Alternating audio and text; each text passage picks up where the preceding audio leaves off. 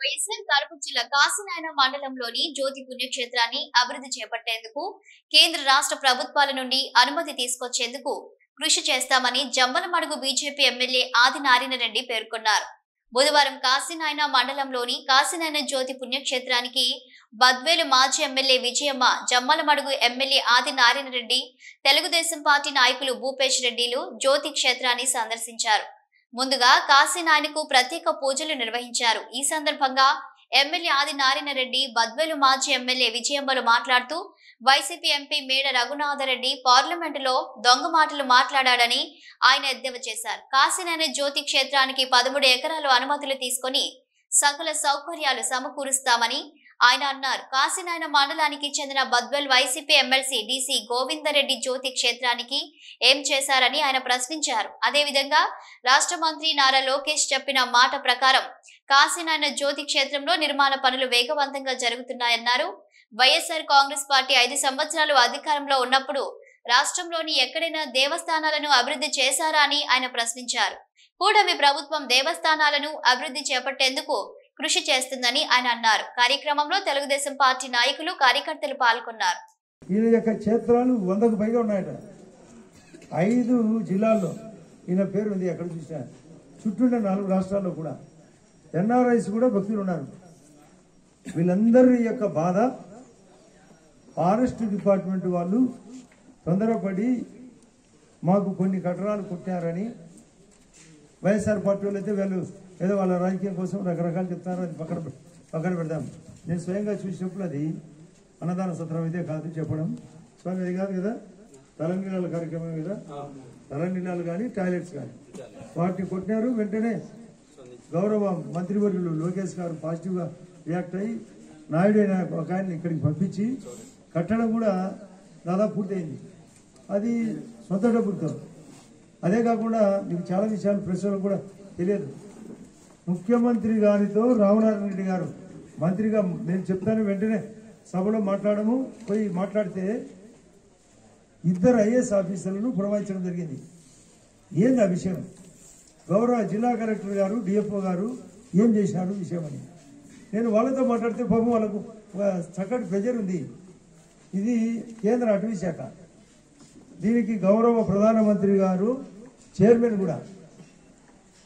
ఇది tiger zone, మొత్తం forest జోనే కాదు, టైగర్ జోన్. వాస్తవంగా అక్కడ చూడండి పులులు ఉండేది వాస్తవం. ఇక్కడికి వస్తున్నాయా లేదా అనేది 2వ పాయింట్. చుట్టూ గట్టి అటవీ శాఖ ఉంది, పైన కొండలు ఉన్నాయి, పక్కన అపబిలం అది కూడా అటవీ క్షేత్రమే, అక్కడ కూడా నిషేధం ఉంది. ఇటువంటి పరిస్థితుల్లో దీనికి పరిష్కారం ఎట్లా?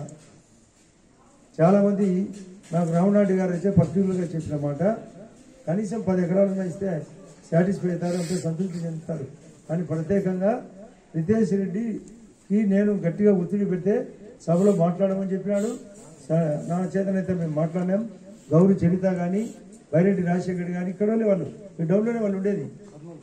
అదే కర్నూలు అంటే దేనికే కర్నూలు ఉండే అడ్డం. మనం ఈ వైపు ఉన్నాం, మనం తూర్పు వైపు ఉన్నాం, మనం పడవ వైపు ఉన్నారు. కొండ మహా అంటే 10 కిలోమీటర్ల గ్యాపే. అలగడ్డ కానీ, నంద్యాల కానీ, నందికొట్టుకులు కానీ మనం చుట్టూ ఉండే ప్రాంతమే. స్వామి గారు చెప్పినట్టు కాశీనాయన గారు ఉదయగిరి అంటే నెల్లూరు జిల్లా వాసి. కడప జిల్లాతో ఒక చిత్తూరు అంత పెద్ద లేదు కానీ అనంతపూర్ కానీ, కర్నూలు కానీ, కడప కానీ, కర్ణాటక, తమిళనాడు మరియు తెలంగాణ నుంచి కూడా భక్తులు ఉన్నారు, మన ఆంధ్రప్రదేశ్ నుంచే కాకుండా.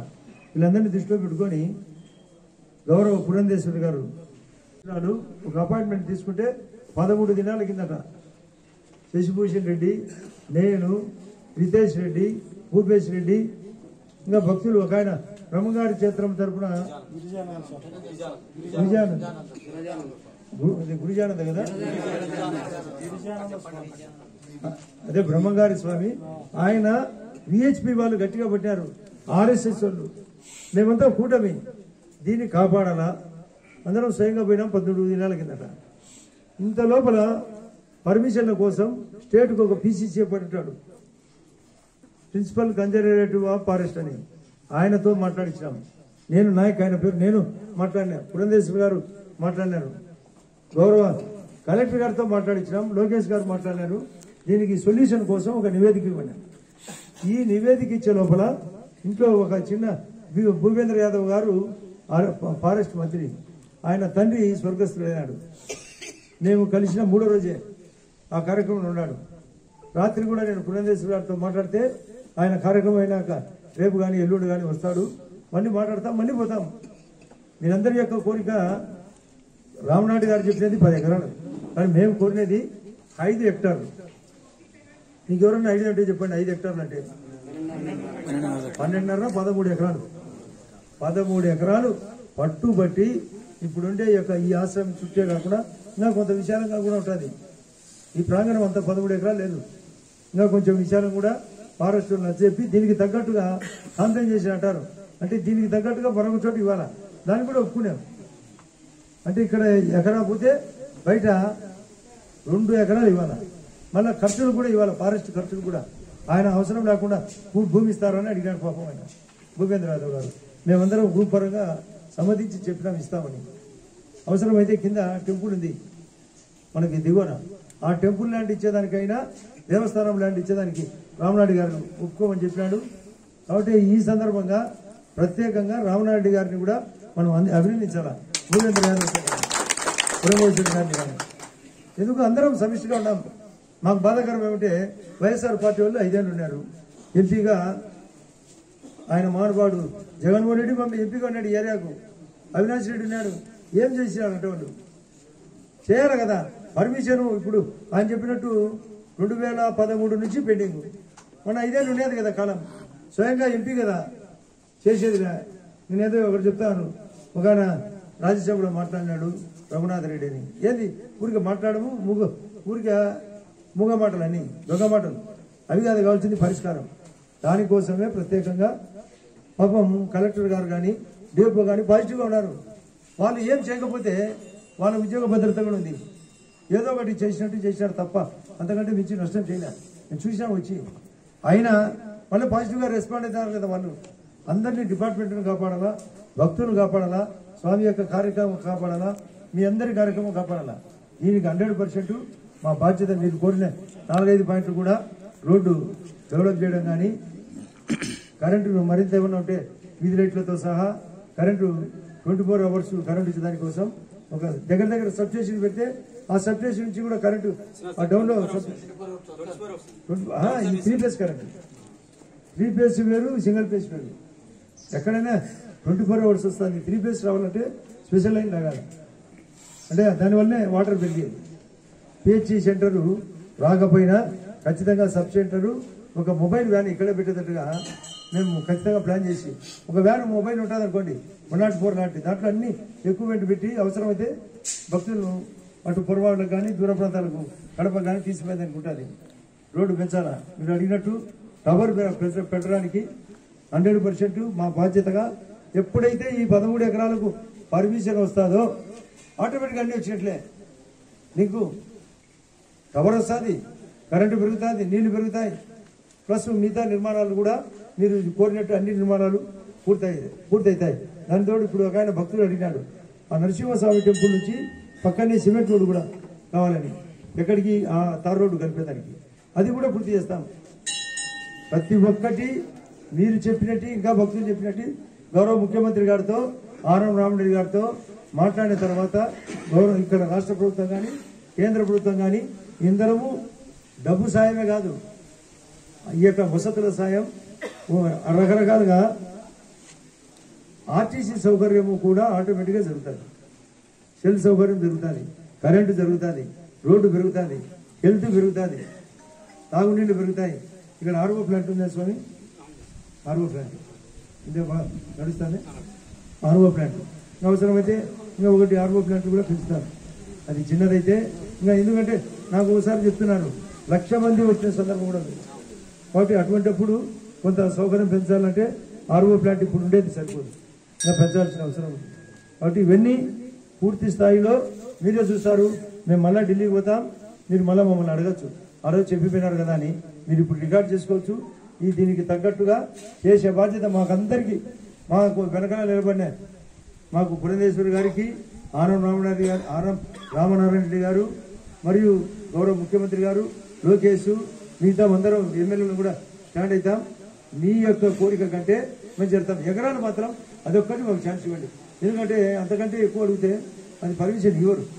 మనకు సరిపోతుంది 13 ఎకరాలు అంటే.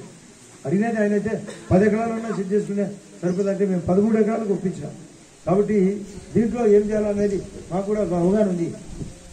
ఇది ఈ 13 ఎకరాల్లో కావాల్సిన సౌకర్యాలు స్వామి మీరు చెప్పండి. 13 ఎకరాల్లో కావాల్సినవి చేయలేమా? చేయొచ్చు కదా అని. ఇప్పుడుండే నిర్మాణం అవుతుంది, రోడ్లు అవుతాయి, కరెంట్ అవుతుంది, చిన్న హాస్పిటల్ ఉంటుంది, డిస్పెన్సరీ అన్నీ అయిపోతాయి. రోడ్డు కూడా విశాలంగా ఎక్కడెక్కడ జంక్షన్ పాయింట్ కదా విశాలంగా చేపిస్తాం. నీళ్ళ బ్లాంక్ పెంచుతాం. కాబట్టి కవర్ కూడా ఉంటుంది. ఇది ఫోటో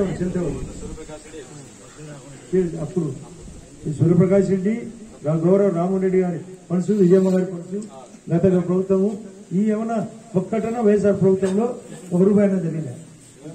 అలా మీరు ఎవరన్నా తెలిసిన ఉంటే చెప్పాలా? నువ్వు కదా అప్పుడు తప్ప. ఇది గోవిందరెడ్డిది కూడా. అప్పుడు అధికారము ఫస్ట్ టైము 2004లో ఉన్నాడు. మళ్ళీ తర్వాత ఇంకా మళ్ళీ ఎమ్మెల్సీ అయినాడు. ప్రస్తుతం కూడా ఎమ్మెల్సీనే. కాబట్టి ఏం చేయలేదు కదా. ఎమ్మెల్సీ ఫండ్స్ అన్నా ఏమైనా ఇచ్చినాడా? ఎమ్మెల్సీకి కొన్ని ఫండ్స్ డెవలప్మెంట్స్ అలా ఊరికే మీరే చెప్పాలా ఈ విషయాలకు. మీరు మమ్మల్ని అడిగారు కదా, మేము మిమ్మల్ని అడుగుతామని చెప్పాలి. గత వైఎస్ఆర్ పార్టీ నాయకులు దీనికి డెవలప్మెంట్ కానీ ఒక్క నిమిషం దీనికి ఏమన్నా డెవలప్మెంట్కి ఏమన్నా సాయం చేసినట్టు రికార్డు ఉందా? మళ్ళీ కదా. కాబట్టి మీరే సాక్షులు. మేము కూడా చెప్పిన మీరు చెప్పిన 5-6 పాయింట్లు కవర్ చేస్తూ భక్తుల మనోభావం తగ్గట్టుగా పనిచేస్తూ స్వామి చెప్పినట్టు కూడా చేసే బాధ్యత మాకందరికి ఉందని హృదయపూర్వకంగా మీకు అందరికీ చెప్తూ సెలవు తీసుకుంటున్నాం.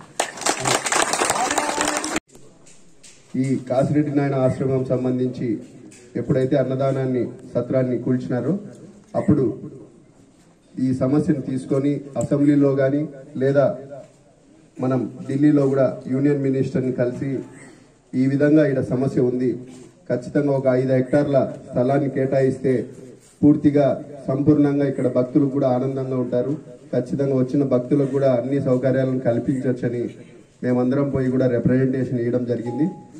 కాబట్టి ఆ సందర్భంగా ఇక్కడికి వచ్చి మనం కూడా ప్రత్యక్షంగా చూసి కాశీనారాయణని దర్శనం చేసుకుని లక్ష్మీ నరసింహస్వామిని దర్శనం చేసుకోవాలనే ఉద్దేశంతో ఇక్కడికి రావడం జరిగింది.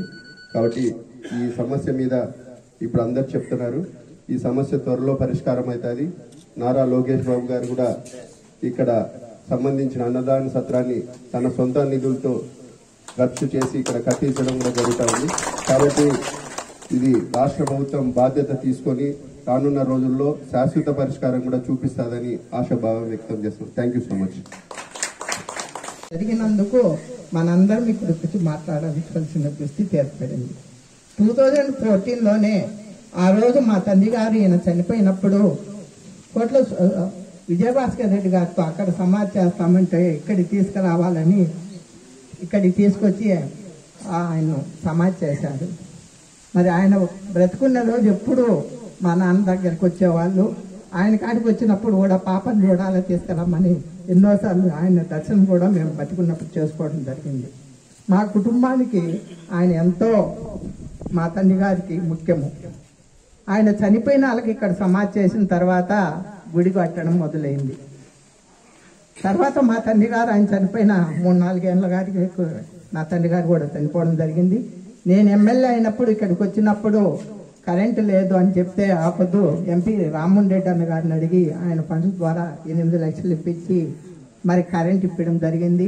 అదేవిధంగా రోడ్డు కావాలంటే రోడ్డు కూడా ఇప్పడం జరిగింది. మళ్ళీ ఇక్కడ అంతా భక్తులు తాగేందుకు నీళ్లు లేవంటే నేను ₹1,00,000, సాయకల్పన గారు 1 లక్ష ఇచ్చి మోటారు బోరు కూడా ఇవ్వడం జరిగింది. మరి మా తండ్రి గారు ఆ విధంగా ఏ విధంగా ఈయనకు ఉన్నారో ఆ విధంగా మేము కూడా చేసుకుంటూ పోయినాము.